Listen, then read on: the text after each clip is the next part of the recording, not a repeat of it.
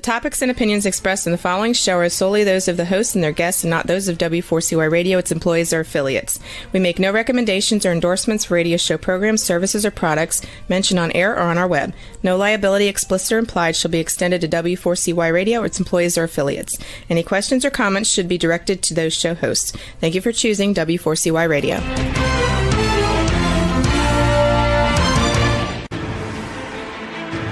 What's working on purpose anyway? Each week, we ponder the answer to this question. People ache for meaning and purpose at work, to contribute their talents passionately and know their lives really matter. They crave being part of an organization that inspires them and helps them grow into realizing their highest potential. Business can be such a force for good in the world, elevating humanity. In our program, we provide guidance and inspiration to help usher in this world we all want, working on purpose. Now, here's your host, Dr. Elise Cortez.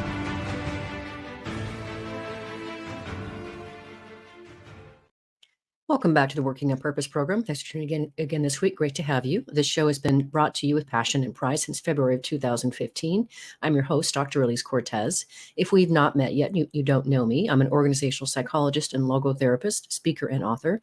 And my team and I at Gusto now help companies to enliven and fortify their operations by articulating their purpose and building inspirational leaders and cultures activated by meaning and purpose to turn those companies from a flatline EKG to a vibrant destination workplace. There, people are intrinsically motivated to perform at their best, can grow into their fuller potential, and are committed to stay and dynamically deliver on the company's mission. You can learn more about us and how we can work together at gusto-now.com or my personal website, elisecortez.com. Now, getting into today's program, we have with us today Todd Davis. He's a senior consultant and thought leader at Franklin Covey. With over 35 years of experience in human resources, talent development, and executive recruiting, Todd spent 27 years as chief people officer at the company, where he was responsible for the global development in over 40 offices reaching 160 countries. Sounds amazing. Additionally, he authored and co-authored books including Get Better, 15 Proven Practices to Build Effective Relationships at Work, and Everyone Deserves a Great Manager. Yes, they do. He joins us today from Salt Lake City. Todd E. Hardy, welcome to Working on Purpose.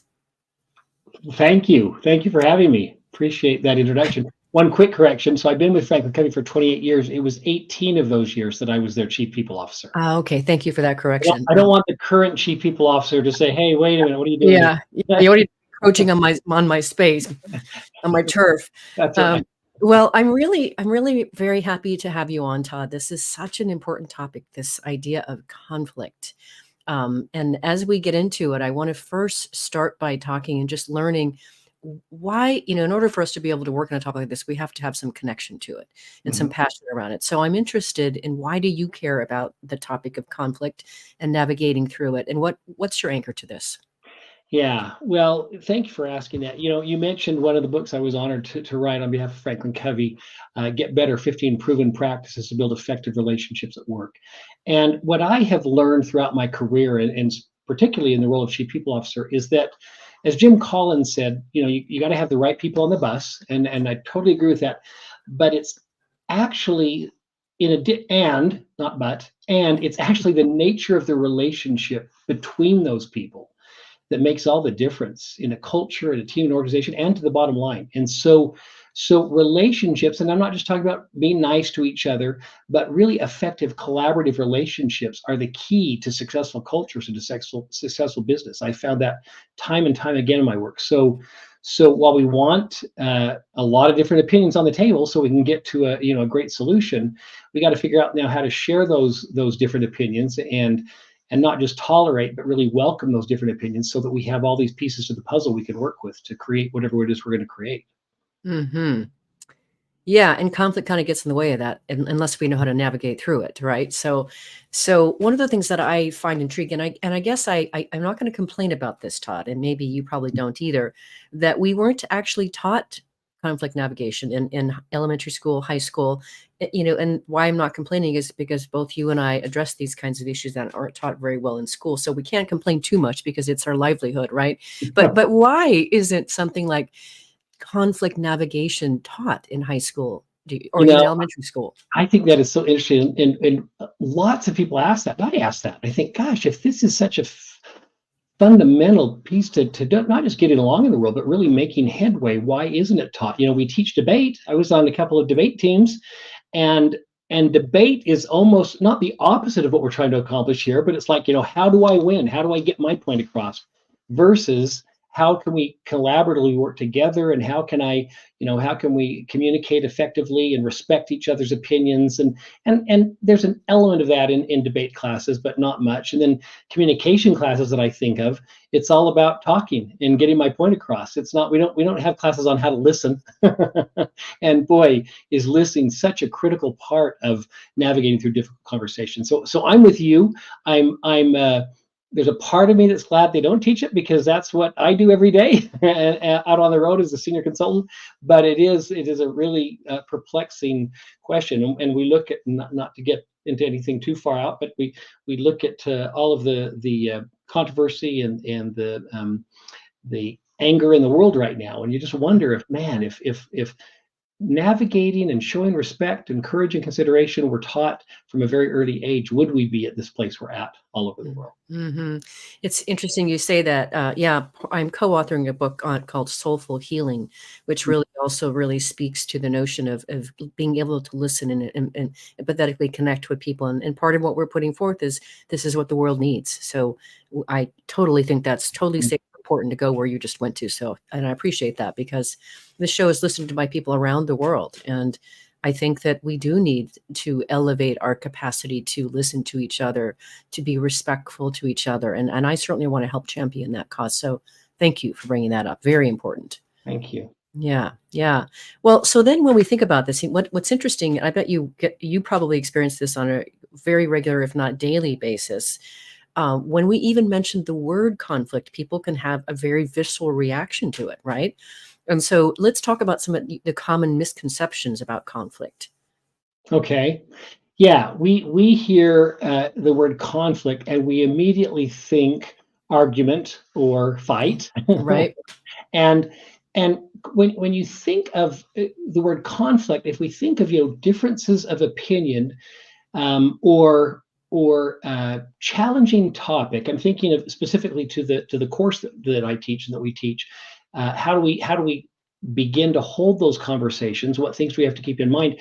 If we think of it as tension, okay, Yes. because there's tension there, because there's emotion, there's something at stake, and tension. The word we tend to think of as a negative, but tension can actually, when harnessed, can be used for a good thing. Yes. Tension is in my experience, is a close cousin of passion, or an outcome of passion. Something Yes. I feel strongly about. And boy, if we can get that on the table and harness that, then maybe we can make some real progress. That's my. I don't have the word doctor by my name like you do, but that's my take at it. Uh-huh. I think that's really interesting. Yes, and I did see, I did take your assessment. I think I came out as an appeaser, by the way. So anyway, so then your courses, your work, how are you helping people to address some of these misconceptions? Yeah, well, we talk about the tendency that most human beings have to avoid difficult conversations, because we something's at stake, right? And that's why this tension, these emotions come up, because something's at stake. I dealt a lot with performance conversations in my chief people officer role, in coaching leaders and working directly with associates.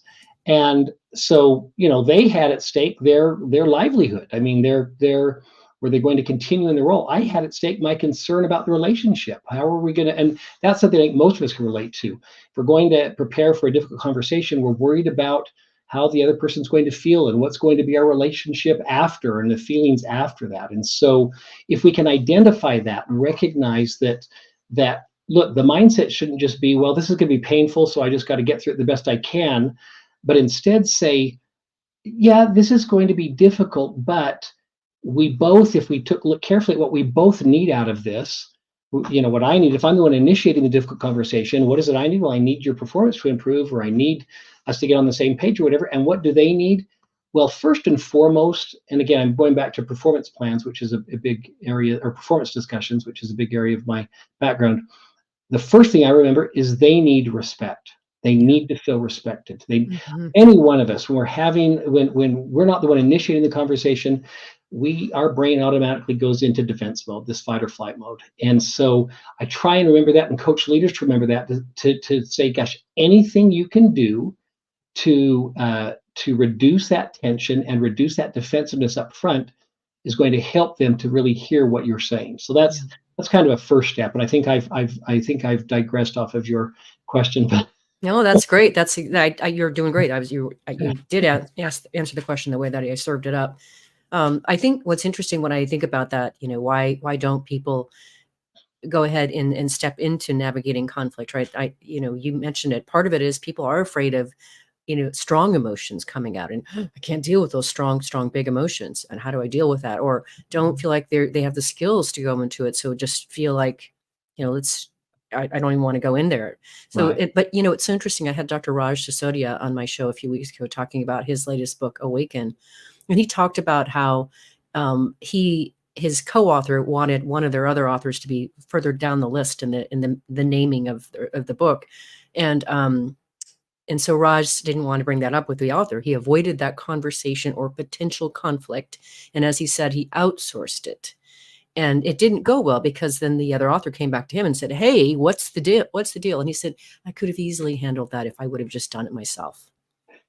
Boy, I can so relate to that kind of a situation. I had a team member many years ago, really good person, and they did some things well, but they had a behavior that was really holding them back, and it was starting to be observed by other team members.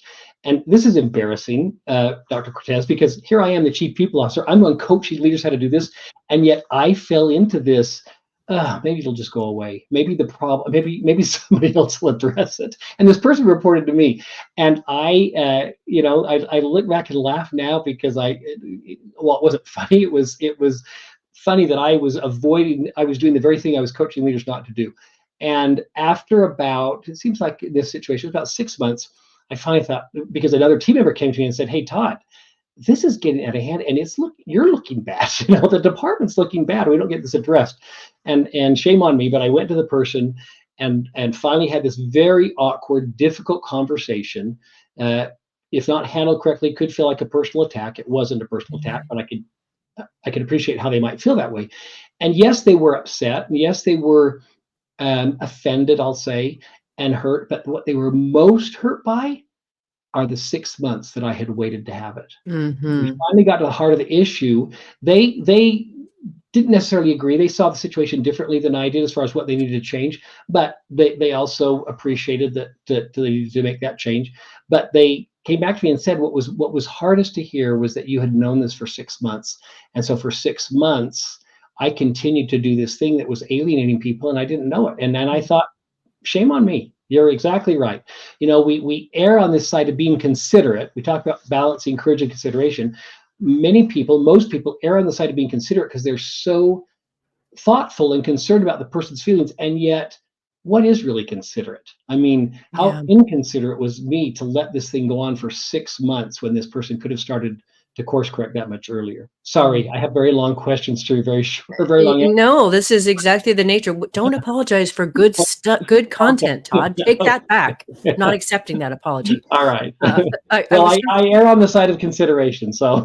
Okay. Well, I did just last night. I went to an SMU leadership series talk, and there was a woman who was, I think, the CEO of Celanese. She had been an executive for Exxon for years, and he asked her, what's your biggest regret in your career? And she said just that. She said, of not responding quickly enough to things that were important. Welcome to being human, right? So seems to be a common refrain. But so you showcase something that you wished had gone, or you wanted to go better than it did at the time. Let's talk about a case study where effective conflict navigation led to some significant or positive outcomes, whether it's in an organization, a company. That'd be the ideal. Right. Yeah. Well, I've got some personal. It's in a business setting, but one that I was personally involved with, where. Again, a performance discussion. There was a very highly educated, very senior person here at the organization I'm at, Franklin Covey, and this person was continually passed over for some really cool opportunities, and it was frustrating for them. And on paper, they had everything that it took and more to be selected for some of these really cool projects, and yet they weren't. And I wasn't directly supervising this person, but I was aware of them and aware of their strengths. And I started to observe and notice what I was assuming was getting in the way, and that was, let me back up here. When I wrote the book Get Better, I wrote about the things that those who are most influential in their leadership positions, whether they're a formal leader or not, what they do. And one of those things is they get their volume right. What I mean by that is our strengths. Any strength when dialed up too high starts to work against us. Right. This person was the most detail-oriented, organized person I had ever met. I mean, who doesn't want that person on your team, right? But that strength of this person's was dialed up so high that when things didn't go as planned, they couldn't adjust, they couldn't adapt. They were very rigid that way, and so people would work around that. They didn't want to have this person on their team because they'd rather take someone with less competency but more pleasant, quite frankly, to work with. Yes. And so I observed this from afar, and I took a risk and went to this person when one other situation came up, and again this person was passed over, and I said to them, "Hey, you didn't ask for my feedback, but we've known each other for a long time, and I've been observing, and I think I can see what may be getting in the way." And I approached it that way. And I Nice. said, and I did say, "Let me tell you," and I'll call this person Deb. Her name wasn't Deb, but I say, "Deb, let me tell you, and I've been given feedback before.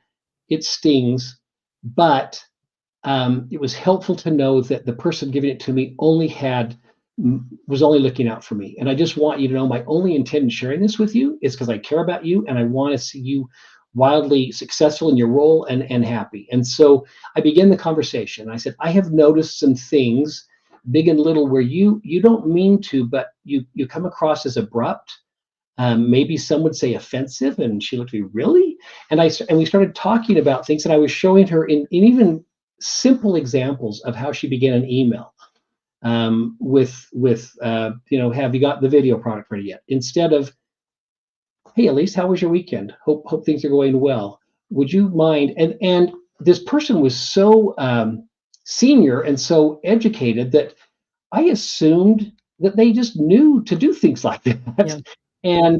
And this person was not. They weren't angry. They were hungry to learn those little things that might come so natural to you and me. And so we spent several different sessions coaching how to begin an email, how to and I was coaching this person, and I was quite surprised, but then I realized, gosh, Todd, don't think that just because you're a certain way, everybody else is that certain way. And I'm not patting myself on the back. I'm just saying some things that come natural to me with empathy and consideration aren't natural to everybody. And so in that coaching session, this person really started to change. And I started hearing from other people, wow, Deb is. What happened to Deb? And all of a sudden opportunities started to open up. And I'm not taking credit for that. I'm just saying, don't be afraid of having those difficult conversations, because while yes, it's going to be awkward and a little bit uncomfortable, or maybe a lot uncomfortable initially, if your intent is there, and if you declare your intent, you make sure they know your intent, I'm convinced, and you're sincere about it, I'm convinced you can say almost anything. You can have any conversation. And it won't make all the emotion, the pain go away, but boy, will you be glad you did, and you'll see the positive outcomes. That's beautiful. Thank you for that. So encouraging. Let's grab our first break here and let our listeners and viewers think about maybe how they might want to navigate a conversation that's been difficult for themselves. I'm your host, Dr. Elise Cortez. We've been on the air with Todd Davis. He is a senior consultant and thought leader at Franklin Covey, and the author and co-author of a few books, including Get Better, 15 Proven Practices to Build Effective Relationships at Work, and Everyone Deserves a Great Manager. We've been talking a bit about why we're afraid of conflict, how we can start to approach it. After the break, we're going to talk about some of the common pitfalls or mistakes people make when they attempt to navigate conflict. Stay with us. We'll be right back.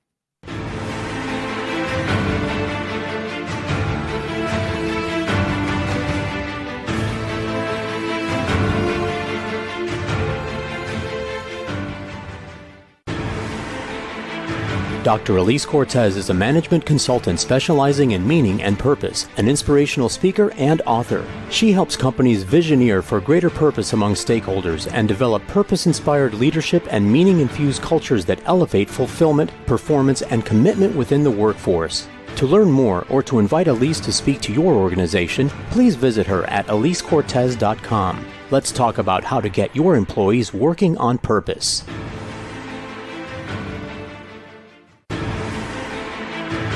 This is Working on Purpose with Dr. Elise Cortez. To reach our program today or to open a conversation with Elise, send an email to Elise, A-L-I-S-E, at elisecortez.com. Now, back to Working on Purpose.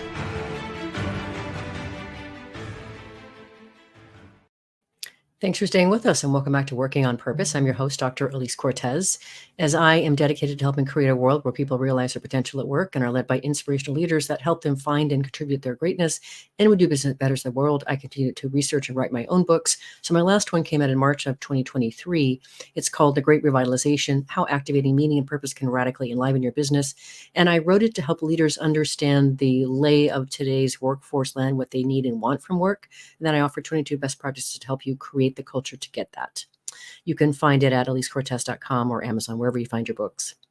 If you are just joining me today, my guest is Todd Davis. He is a senior consultant and thought leader at Franklin Covey, and he spent 35 years of experience in human resources, talent development, and executive coaching, and 18 years as chief people officer at the company, where he was responsible for the global development in over 40 offices reaching 160 countries. Amazing impact. Must have had just a crazy good time in those years. It was awesome. It was awesome. It is awesome. I'm still with the company in a different role, but it is awesome. Yes, absolutely. So now we talked a little bit about that wonderful example you gave of helping Deb, which is just tremendous. It's amazing, and that's the thing is so often people go through life blind and they don't know the shrapnel they're putting out because no one has the courage or the care. The courage to approach them with this difficult conversation. Such a great illustration, Todd, of why this stuff is so important. So now let's illustrate some of the common pitfalls or mistakes that people make when they do go to attempt to navigate a conflict. What does that look like? Yeah. Well, in my experience, it's okay. Well, you used the example earlier of one of your guests where they outsourced it. They outsourced the conversation, and I already talked about how that didn't go well. I haven't seen that experience yet. Although a cousin to that is just avoiding it, not having it outsourcing it to no one, hoping it'll go away on its own, and that is very common. And It only gets worse. And then, like I experienced, when the time comes that if you finally do have it. The resentment not only is for the topics that were brought up, but that you waited so long to do it. So certainly that's something that only gets worse with time. Another thing I've seen is when people go in and it's just, I got to get in and out as quick as I can. I just got to say what needs to be said and get it over with. And that's really, we talk about having courage and consideration. That's having neither. I don't really have courage. I'm certainly not being considerate. And we don't think of it in those terms, but that's what happens. So I just got to get the message across and then hope that they'll be able to get over the hurt and do something different about it. And so that's a common mistake. Another mistake that I am familiar with, and I would ask your listeners to think about this. Your tendency. Do you tend to, while we want a perfect balance, do you tend to err on the side of courage or lean towards the side of courage or on the side of consideration? And most people, particularly people in organizational development and human resource opportunities, if they're not perfectly balanced, they err on the side of consideration. And that's a good thing. That can be a good thing. But in difficult conversations, what can happen is that you're so considerate and you present the topic in such a considerate way that you leave the conversation and they didn't get the message.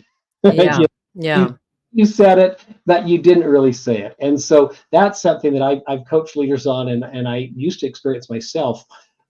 People who are overly considered or very considerate, what feels to them like they're approaching the line of being offensive, they're not. But to them, it feels like it. And so that's what I've coached people to say, look, you're such a considerate person that when you are direct and you say whatever the topic is, I know to you that feels like you're going to be offending them. You're not coming close to offending them. You're just being direct. So declare your intent. Hey, Elise, I want you to know I think so highly of you, and there's something I've been observing that I believe is holding you back, and I want to share it with you only because I care about you. Start out like that, like I said previously, and you can then be direct, still with respect, but be direct. So that's another pitfall, is being overly considerate, overly courageous, and yeah, you can go in and say, look, I'm glad you're on the team, but you got to change this or you're out. Well, that person's probably going to leave, because people leave their leaders, they don't leave organizations, and if Yeah. that's how you're going to talk to me. So this balance of courage and consideration, when those are out of whack, are where the pitfalls come. Mm-hmm. Wow. So that was great. I appreciate so much for you laying out how to even open the conversation for our listeners and viewers. So great. Now, what gets interesting for me, and this is probably why you spent all these years at Franklin Covey, because there's so much work to do and so many layers to take on. But then we think about such things as power dynamics or cultural differences, difference in personality. Now that adds a whole layer of complexity. It's one thing for you and I, as maybe something like colleagues, to have a conversation like this, or you with somebody on your team. What if we want to have a conversation with somebody who's a few levels above us in terms of a leadership role, or this is the CEO, for gosh sakes, or what if this is somebody that speaks a whole different language and really values things very differently than us? That becomes much more nuanced. So can you just speak a little bit to addressing some of those complexities? Yeah, it's a really good, important point you bring up, and for us, particularly at Franklin Covey, we're a global company, as you mentioned in my intro. We have offices around the world, and so while the principles are the same, the way that you model or use those principles have got to be quite different. A direct conversation. I'll never forget. We were making a video years ago. I used to work on what was called our innovation team, where we create some of our content. And we were making a video over in Japan. Tokyo Star Bank is the name of the bank over there. And we were doing a series of interviews with some of the bank employees and the leaders there. And we were about 15 minutes behind schedule. And the one of the people over there that was for Japan, that was the host, and we were interviewing these people. They were coming in, they were so pleasant and talking, and she came to me, she said, okay, these people are really angry. And I said, they are? They don't seem angry. They're fine. And she said, yeah, they're not going to let you know they're angry. They're angry because you're 15 minutes behind and they have blocked out this schedule. And this was years ago. But to your point, there are so many nuances, the way that our behaviors and our mannerisms and our cultures show up. And so while the principle of seeking first to understand, let's say, before being understood, well, that principle and that habit the principle is the same. The way that we do that, or the way that that's received, is going to be very different in different countries. Back over into Asia, where people, I'm not stereotyping, but in general, people are much more hesitant to then speak up or engage in a conversation. When asked a question, they will give shorter answers, and they're very reserved that way. And so, being mindful of that, not pushing people, we have to adapt. I don't have exact formulas here, other than to be very mindful of each culture when you're dealing with a challenging or difficult conversation, to understand what's acceptable and what's not acceptable. But here's what I will say, Elise, and I've worked not in every country, but I've worked in a lot of countries. If your intent is in the right place, Yes. and if you share your intent up front, yes, even if it's someone in a different culture. I was in Dubai, I had this great experience in Dubai, and we had this discussion.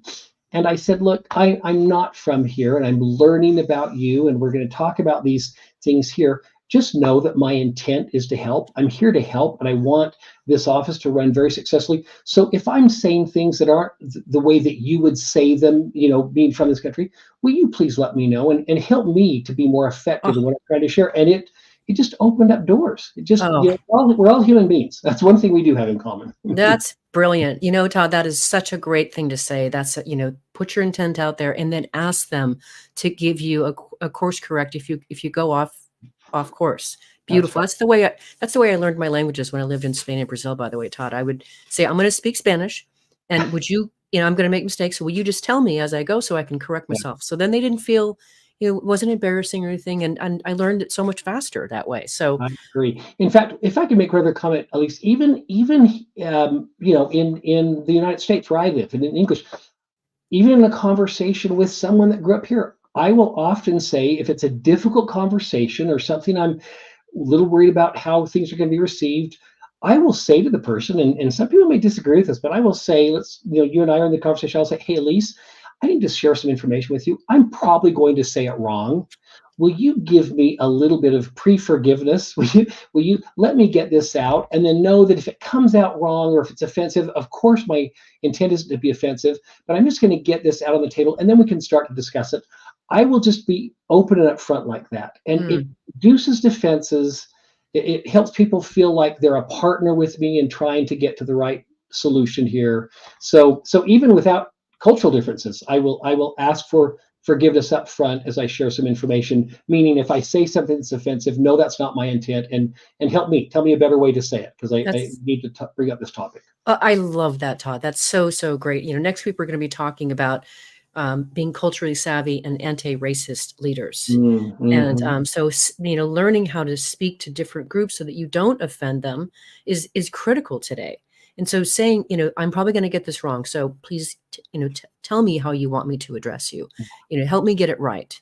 It's just gorgeous. So, but what you're also speaking to me, what it really smacks of this little thing called emotional intelligence, right? And you can't go anywhere today without hearing meaning, purpose, and emotional intelligence. It seems to me those they're such common terms.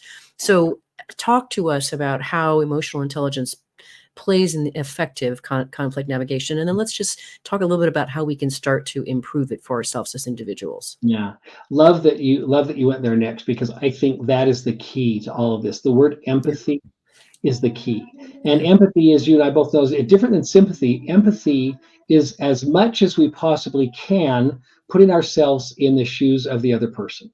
Yeah. And in my experience, no one can say, I know how you feel. In fact, I cringe when I hear that. Yeah. This is a little bit odd thing about me. When I was a little kid, while my friends were out playing ball or whatever, I was reading the Ann Landers column in the newspaper. And I don't know. Yeah, most of your listeners are probably too young to remember Ann Landers, but she was this advice columnist. And I remember my mom even saying, what are you reading that for? I think I was 10 years old, but I was just engaged by it. And I still remember an article that Ann Landers wrote and talked about the unintentional but yet offensive thing that happens when someone says, I know how you feel. And I have heard that over and over again. Even if, your mother died 6 months ago and my mother just died, for me to say, oh, my mother just died, I know how you feel. Well, you're assuming that our relationships with our mothers were the same. You're assuming that we had the same background, same experiences. And so I actually say the opposite of that with people. I will say, look, I don't know how you feel. And often people will say, well, yes, you do. You've been through this. I know. And I will say to them, but everybody's experience is different. So I want you to know, I don't know how you feel, but I really respect and appreciate you right now and what you're going through.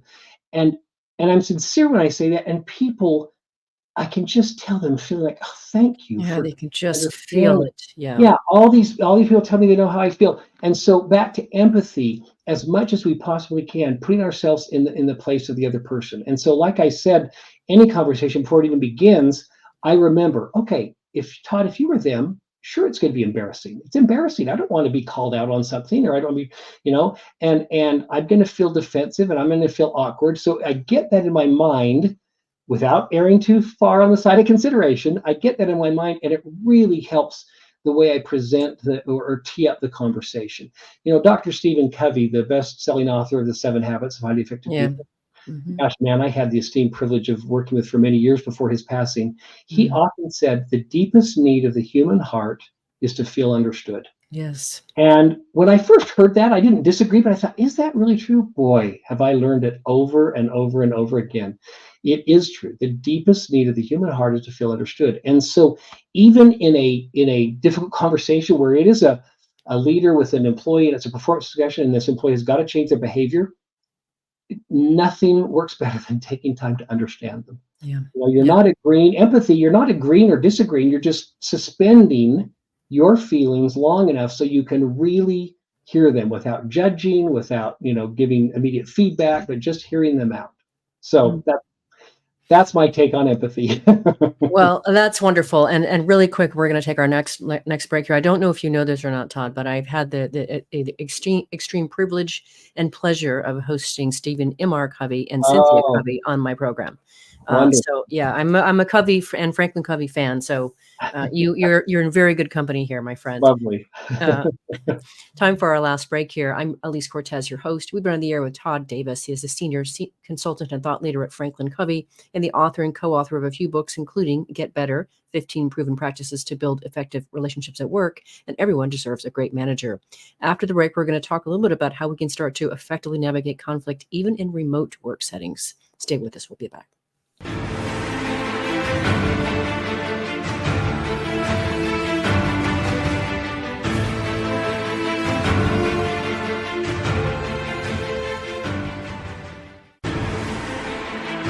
Dr. Elise Cortez is a management consultant specializing in meaning and purpose, an inspirational speaker and author. She helps companies visioneer for greater purpose among stakeholders and develop purpose-inspired leadership and meaning-infused cultures that elevate fulfillment, performance, and commitment within the workforce.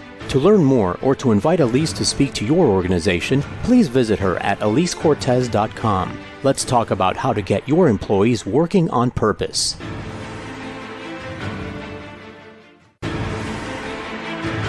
This is Working on Purpose with Dr. Elise Cortez. To reach our program today or to open a conversation with Elise, send an email to Elise, A-L-I-S-E, at elisecortez.com. Now, back to Working on Purpose.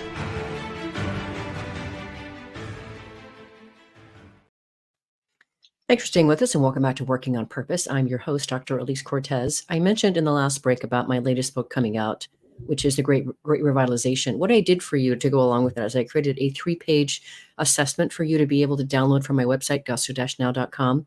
And that will help you understand the extent to which your current company's culture is operating at the capacity that it needs to attract and keep today's workforce. If you are just joining me today, my guest is Todd Davis. He is a senior consultant and thought leader at Franklin Covey. And with over 35 years of experience in human resources, talent development, and executive recruiting, he spent 18 years as the chief people officer at the company where he was responsible for global development in over 40 offices and reaching 160 countries. So as I mentioned before we took the break here, now we find ourselves in this radically different world, which is, of course, why I wrote that last book. But now when we navigate conflict in a more of a remote setting or via Zoom or phone, it requires another level of skill. So let's talk about that. Yeah, it is more challenging. It is more challenging, and it is reality. So we got to learn to do that. Body language still matters. Yep, right. I was just coaching somebody the other day, and even sometimes more so because we're up closer. We can see the eye rolls, or we can see right. nodding head or whatever. And so being fully present as we can.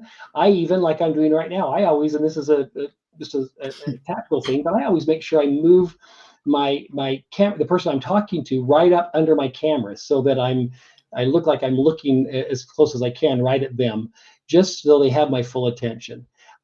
It's also so important in any conversation, quite frankly, but particularly in a sensitive or difficult conversation, to be fully present, to take off your Apple Watch if you have one that vibrates every time you get a message, and to put the phone away, and to not have other things on your desk that you think you can maybe sneak in and work on while you're pretending to listen. Oh my gosh. I mean, how many of us, quite frankly, how many of us have been nodding and smiling, but we're really not listening? I know I've been guilty of that. I think While we're working on tomorrow's agenda for the meeting in the morning, yes. Or if we're engaged in the conversation, but to be honest, we're thinking about what we're going to say next. Right. Dr. Stephen Covey, the 7 Habits author, habit 5 is seek first to understand, then to be understood. And the big concept in there, and that one that I try and live by, is listen with the intent to understand, not the intent to reply.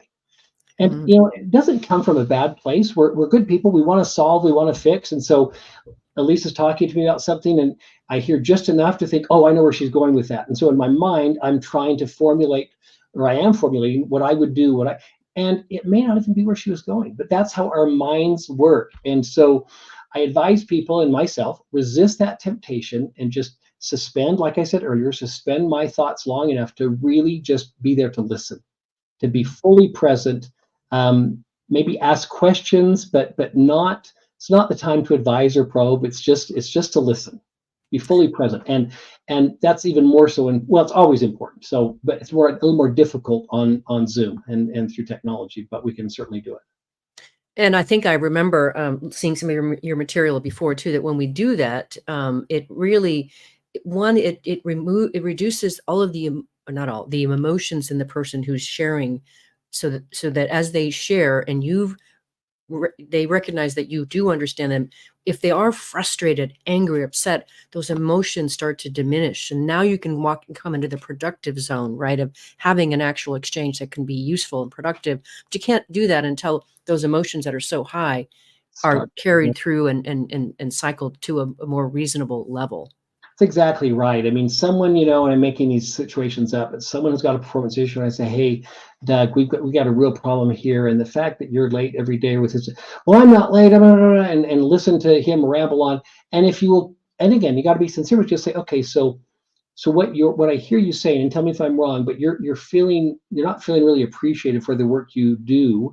You're acknowledging that you're late, but you're saying that when you get here, you put in more time, more effort than everybody else on the team. And you're not agreeing with them, but you're just clarifying, saying, am I understanding correctly? Well, yeah, that's right. And the more you can seek to understand, not agree, but understand just what you said, Elise, you can start to diminish that defensiveness and kind of let the, what do we used to call it? Psychological air. You're giving them psychological air so that they can then breathe, and then they can start to digest. And I don't pretend any of these things we're talking about make the challenge go away, but it absolutely makes it more malleable and workable so that we can start to get to a better place. The emotions that come up, that's the number one reason in our course, Navigating Difficult Conversations, that's what we focus on. The number one reason people are uncomfortable or shy away from these is they don't know what emotions are going to come up. And we don't know either.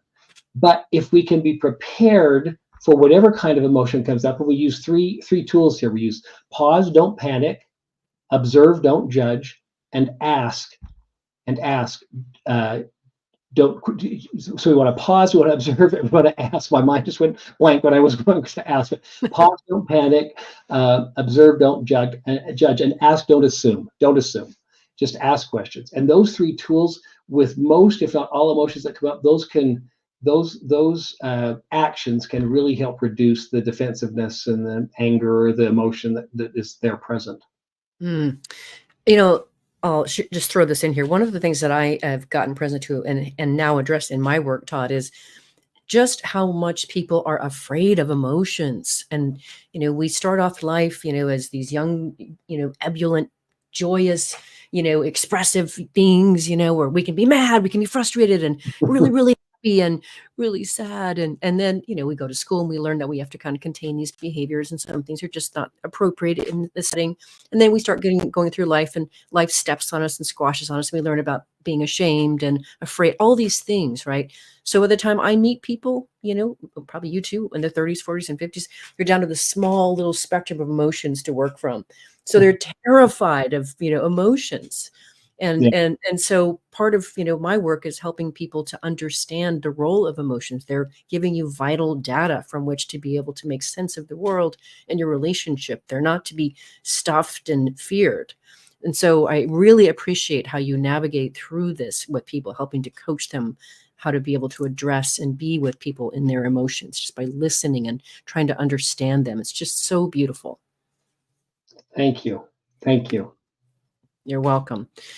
So you mentioned something earlier that I think would be good for us to talk about, and that's that this notion, and we've talked about this on this program here too, of psychological safety in the context of conflict navigation. So, some organizations, it's much more safe to open a conversation or to start to navigate conflict, and others not so much. And so let's talk about the role of psychological safety in this. Well, yeah, we got to know the culture. We got to know the what the rules are of engagement. So help me understand a little bit more about specifically what you're asking for. Well, especially, let's say it like this. So if I were working with and for you, Todd, I already know that you would create, a psychological safety for me to be able to probably bring up most anything, because that's who you are. That's how you. But let's say I'm working for a boss who is, that's Deb, that I work for Deb. And Mhm. I want to be able to bring something up, and I haven't quite progressed the way that you have with, with her.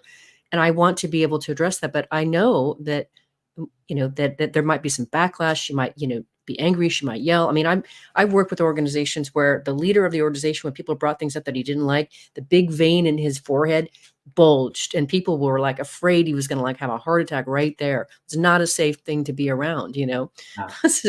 So how to be able to navigate and, navigate conflict, even though we're in that kind of environment. How do we go Yeah. about that? Yeah, what I'm going to share, and I'm not pretending this is easy. You and I can get on this podcast and talk and say, just do this and this and this, it'll be Yeah, fine. it'll be fine. I'm Yeah. very knowledgeable I'm very aware that that's not the case.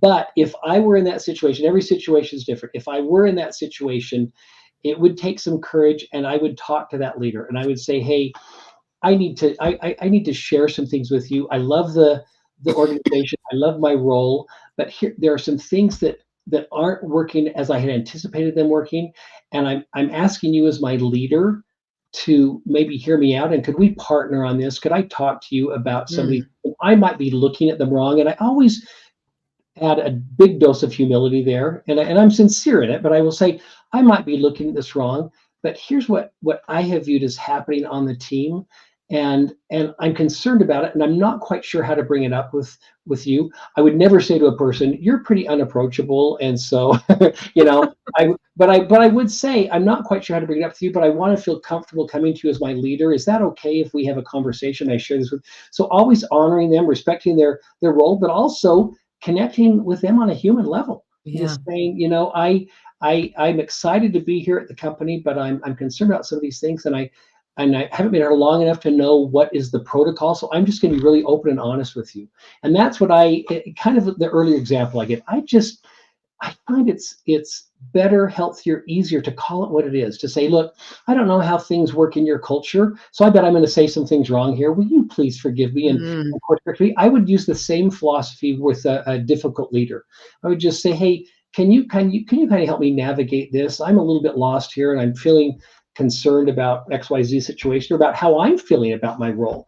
And so I just want to talk openly with you, because at least if their answer is, well, you're just going to have to suck up. Well, then I might want to be deciding whether this is really where I want to work, because what the leader values gets valued, and so that's going to be the tone of the mhm. place. But I think most people, even the most guarded, strong armor people, unapproachable people, when you can start talking in just a human way with them, most people remember they're humans, and Yeah, yeah, and you can yeah, discuss those things. yeah.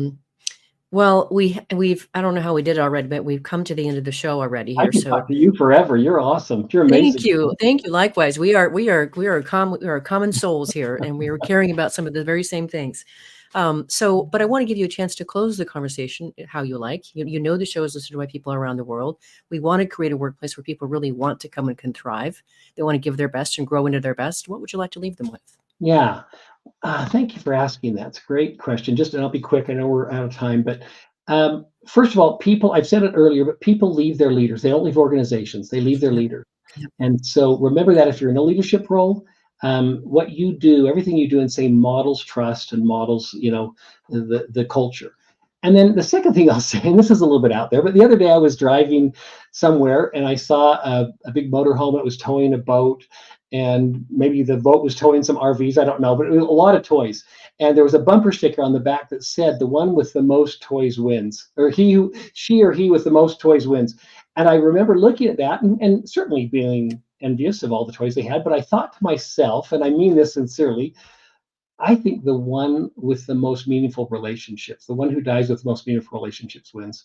And yes, I'd love to have those toys too, but but here's the point: if you have meaningful relationships, you find people who have boats and cars and homes, and they'll then invite you over. Yes. that's right, yeah. But I really would end with, I just think relationships at the end of the day are at the top of my list, matter more than anything else. Hmm. Beautiful way to finish, Todd. Thank you. It's really a delight to know you. And I do have a tendency sometimes to show up on my guests' doorsteps when I'm in their cities. So just if you hear a little Hey, quiet knock, it's me. we've got some guest rooms here. You're always welcome. Wonderful. Listeners, viewers, if you want to learn more about Todd Davis, Franklin Covey, and the work they're doing here. Definitely check them out. Their site is franklincovey.com. Let me spell that for you. So Franklin, Franklin, Covey, Covey. So franklincovey.com. Last week, if you missed the live show, you can always catch it via recorded podcast. We were on air with Kevin Kelly, an architect of Shook Kelly and the author of Irreplaceable, How to Create Extraordinary Places That Bring People Together. He is the first architect I've had on this program in the 9 years I've been hosting it, and he taught me so much about the human condition and how physical surroundings can elevate or lower our energy and vitality. It was very eye-opening, very interesting. Next week, we'll be on the air with Colette Phillips, the CEO of her own PR firm and the author of The Includers, The 7 Traits of Culturally Savvy Anti-Racist Leaders. See you there. And remember, work is one of the best adventures and means of realizing our potential and making the impact we crave. So let's work on purpose. We hope you've enjoyed this week's program. Be sure to tune into Working on Purpose, featuring your host, Dr. Elise Cortez, each week on W4CY. Together, we'll create a world where business operates conscientiously, leadership inspires impassioned performance, and employees are fulfilled in work that provides the meaning and purpose they crave. See you there. Let's work on purpose.